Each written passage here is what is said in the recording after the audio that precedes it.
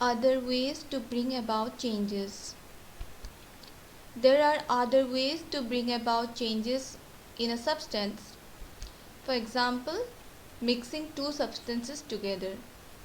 In order to make curd, we generally mix small amount of curd into warm milk. This leads to the conversion of the milk into curd. And this is an irreversible change because we cannot get back the milk from the curd. Second, when we add salt to water, the water becomes salty. But in this case, we can get back both the salt and water by the process of evaporation and condensation. So, adding salt to water is a reversible change. Heating a substance. When we heat a substance, expansion and contraction takes place. This expansion and contraction property is used to make the tools like axes, the ring of iron blade. Okay, so what they do? They generally heat the ring of this tool. When they heat it, the ring expands. Its size increases. When the size of this ring increases, it is easily go into the handle of the tool.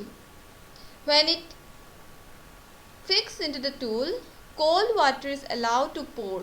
Okay, when cold water is poured over this ring, the ring contracts, its size decreases, and it fixes to the handle tightly. Next is why the metal rim of a wheel is heated before fitting. This is for same condition, expansion. So this is the metal rim. First, this rim is heated because the size of the rim is smaller compared to this wooden wheel. So when the rim is heated, it expands, its size increases. So it gets easily fixed into the wheel.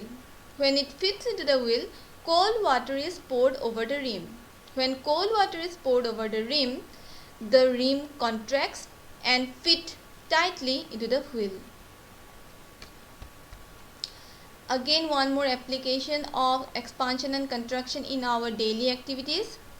Okay, the jam bottle are made up of metal leads, jam jars. Okay, sometime what happen, it get tightly fixed into the jar. So what we do? We can open it by heating. So the jar is inverted and just the lid is dipped in hot water.